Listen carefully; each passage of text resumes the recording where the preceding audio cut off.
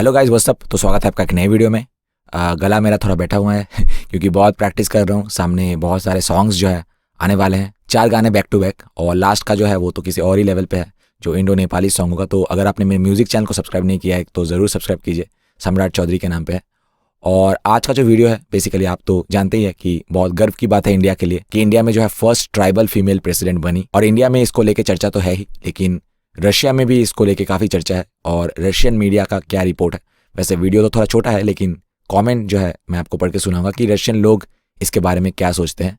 और ये वीडियो काफ़ी इंटरेस्टिंग रहेगी। वैसे हमारी जो संविधान की जो रीड है डॉक्टर BR अम्बेडकर, उनको लेके उनकी काफ़ी सारी स्पीचेस जो है, आपको पता है कि उन्होंने एक बहुत बड़ा रोल निभाया है ऊंच और नीच, लोअर और अपर कास्ट में जो है जो डिफरेंसेस है उसको मिटाने के लिए।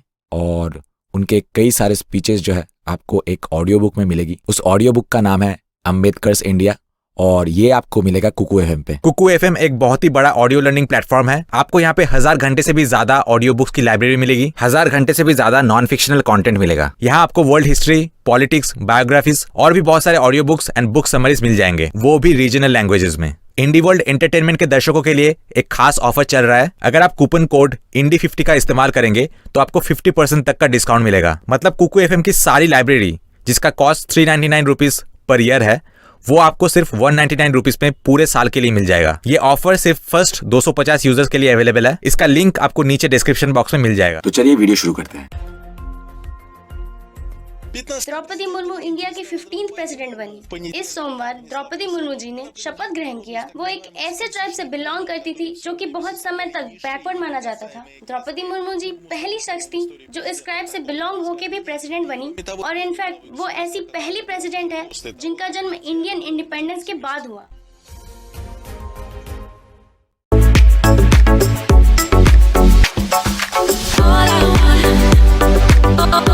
तो सबसे पहले ईना कॉन्स्टेंटिनोवा ने लिखा है कि मैं दिल से आपको कॉन्ग्रेचुलेट करती हूँ इंडिया। दिल से ये विश करती हूँ कि आपको और आपके देश को बड़ी सफलताएं मिले और देश बिल्कुल उन्नति के शिखर पे पहुंच जाए। इनकी जो बातें हैं ये सुन के लग रहा है कि मतलब ये कोई दूसरे कंट्री से बिलोंग ही नहीं करते। ऐसा लग रहा है कि बिल्कुल इंडिया के ही कोई है, या फिर इंडिया के बारे में बहुत नॉलेज रखते हैं। जैसे इंडिया के डेवलपमेंट से सच में उनको खुशी मिलेगी। ये एक बहुत बड़ी बात है कि किसी और देश में बैठ के किसी और देश के लिए फील करना। ऑब्वियसली जिनका उस देश के प्रति बहुत ज़्यादा अटैचमेंट हो, सिर्फ वही ऐसे कमेंट कर सकते हैं। उसके बाद एमिर सिद्दीकोव ने लिखा है कि in India everything is possible, fastest developing country, such A surprising country कि अभी अमेरिका भी इंडिया से फैंटेसी फिल्म्स बनाना जो है वो सीख रहा है। जी बिल्कुल। और इन्होंने शायद RRR जो रिसेंटली अमेरिका में जो हिट हुआ, और इनफैक्ट जो इन्होंने कहा अभी, वो अमेरिकन रिव्यूअर्स बेसिकली कह रहे हैं कि अमेरिका में ऐसा फैंटेसी मूवी क्यों नहीं बना सकते। तो सच में जो है अमेरिकन रिव्यूअर्स जो थे वो यही चीज बोल रहे थे कि अमेरिका को सीखना चाहिए कि फैंटेसी फिल्म्स कैसे बनाते हैं, लोगों को एंटरटेन कैसे करते हैं। तो ये कॉमेंट जो इन्होंने किया है ये बिल्कुल 100% वैलिड है। उसके बाद स्विफ्ट ने कॉमेंट किया है कि I sincerely congratulate Mrs Murmu. उसके बाद पेसिफिस्ट पैक्स ने कमेंट किया कि ट्राइबल लोगों के लिए एक बहुत बड़ा ब्रेक थ्रू है ये, much more significant then the election of Barack Obama. उसके बाद स्नोकैन ने कमेंट किया कि कॉन्ग्रेचुलेशंस, ये एक बहुत बड़ा इवेंट है क्योंकि इसके बाद और भी ट्राइबल लोगों के लिए जो बहुत बड़े पॉलिटिकल या फिर बहुत सारे दूसरे पोजीशन पे आना, इसके जो चांसेस है अब 100% बढ़ जाएंगे, और ये एक एग्जाम्पल है। उसके बाद ईगोर ने कमेंट किया कि लगता है कि ये बहुत ही स्मार्ट लेडी है। अगर लोगों ने इलेक्ट किया है एक ट्राइबल पर्सन को तो ऑब्वियसली वो जरूर एक स्मार्ट लेडी रही होगी, और ऑब्वियसली उनमें टैलेंट है। तो ये बेसिकली ये कहने की कोशिश कर रहे हैं कि उनको सिर्फ उनका स्किन कलर देख के, जैसे कि अभी अमेरिका में बहुत सारे होते हैं कि मतलब ब्लैक्स के लिए ये रिजर्व है, तो ये जो है हमारे यहाँ पे कोई ऐसा सिस्टम नहीं है। हम स्किन कलर के बेसिस पे लोग इलेक्ट नहीं करते हैं। और ये जो इवेंट है ये साफ ये दर्शाता है कि अगर किसी में टैलेंट है तो उनका कास्ट, उनका ट्राइब कोई भी मैटर नहीं करता है उस बड़े स्थान को प्राप्त करने में। उसके बाद श्रेष्ठ मोई ने कमेंट किया है कि इस कलयुग में अच्छी चीज़ें करना बहुत इंपॉर्टेंट है, और इंडियंस ने ये रियलाइज़ किया है।